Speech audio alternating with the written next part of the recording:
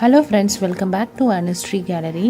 இன்றைக்கி நம்ம எறா தொக்கு ரெசிபி எப்படி செய்யலான்றதை பார்க்கலாம். இதில் நான் ஒரு சீக்ரெட்டான காயை ஆட் பண்ணியிருக்கிறேன். அது என்ன காயின்னு நீங்கள் சொல்லுங்கள். நீங்கள் அனுஸ்ரீ கேலரி சேனலை புதுசாக ரெசிபி பார்க்குறீங்கன்னா மறக்காமல் இந்த சேனலை சப்ஸ்கிரைப் பண்ணிவிட்டு பக்கத்தில் இருக்கிற பெல் ஐக்கானையும் மறக்காமல் ப்ரெஸ் பண்ணிவிடுங்க. நான் இன்றைக்கி நம்ம எறா தொக்கு ரெசிபி பார்க்குறோம். இந்த ரெசிபி உங்களுக்கு எறா கம்மியாக இருக்குது, நான் கொஞ்சம் நிறைய செய்யணும் அந்த மாதிரி இருந்தால் இதில் நான் ஒரு காயை ஆட் பண்ணியிருக்கிறேன். அந்த காயை நீங்கள் ஆட் பண்ணி சமைச்சு பாருங்கள். கண்டிப்பாக இந்த ரெசிபி ரொம்ப டேஸ்ட்டாகவே உங்களுக்கு ரொம்பவே பிடிக்கும். நீங்கள் நெக்ஸ்ட் டைம் செய்கிறப்பையும் இதே மெத்தட் தான் நீங்கள் செய்வீங்க. ஸோ ஃபஸ்ட்டு எண்ணெய் காஞ்சதுக்கப்புறம் அதில் அன்னாச்சிப்பூ, கிராம்பு, பட்டை, லவங்கம் எல்லாமே ஆட் பண்ணிவிட்டு வெங்காயத்துக்கு அப்புறம் பச்சை மிளகாய் இதெல்லாம் போட்டு நல்லா வதக்கிடலாம்.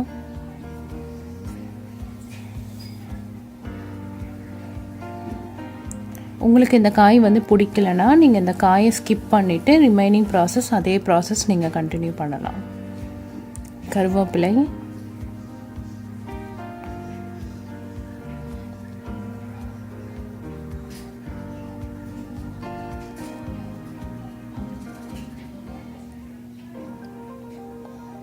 இது எல்லாத்தையும் நல்லா வதக்கி விட்டுருங்க. வதக்கிட்டதுக்கப்புறம் தக்காளி ஆட் பண்ணலாம்.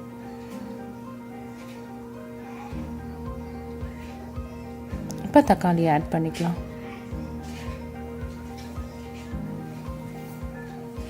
தக்காளி நல்லா வதங்கினதுக்கப்புறம் நீங்கள் தக்காளி வதங்கிறதுக்கு எப்பயுமே கொஞ்சம் சால்ட் ஆட் பண்ணிங்கன்னா ரொம்ப சாஃப்டாக சீக்கிரமாக தக்காளி மசிஞ்சிடும்.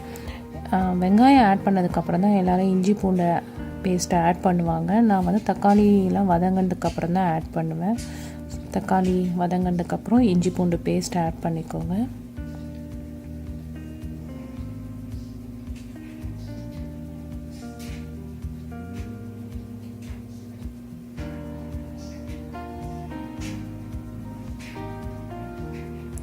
இதுக்கப்புறம் இதுதான் அந்த காய். என்ன காய்னா முள்ளங்கி. நீங்கள் ரொம்ப குட்டி குட்டியாக கட் பண்ணி எடுத்துக்கோங்க. அப்போ தான் இறால நல்லாயிருக்கும்.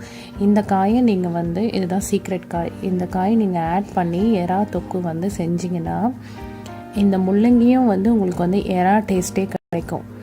இதனால் ரெசிபி என்ன கொஞ்சம் குழம்பு கொஞ்சம் அதிகமாக வந்த மாதிரியும் இருக்கும்.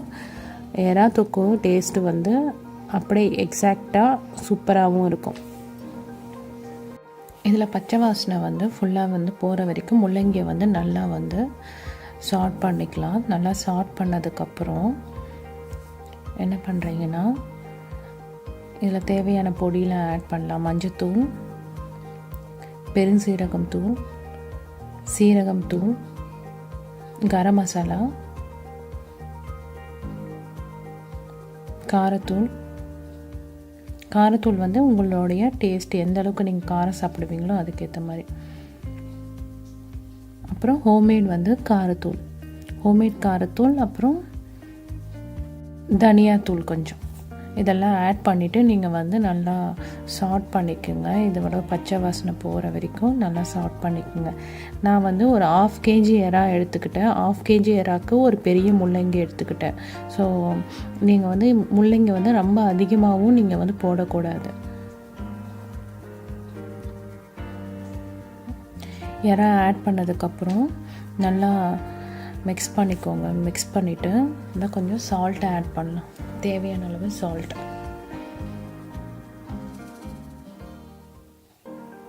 அதில் கொஞ்சமாக தண்ணி, ஏன்னா முள்ளங்கிலேருந்தே நிறைய தண்ணி வரும்.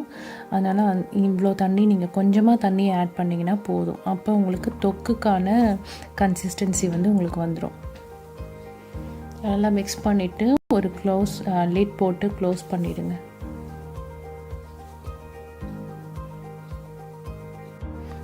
இதில் எண்ணெய் மேலே நல்லா மிதங்கி வர வரைக்குமே நீங்கள் மீடியம் ஃப்ளேமில் வச்சு நல்லா அடியில் மிக்ஸ் பண்ணி விட்டுட்டே இருங்க. ஏன்னா கொஞ்சம் அடி பிடிக்காமல் இருக்கிறதுக்காக.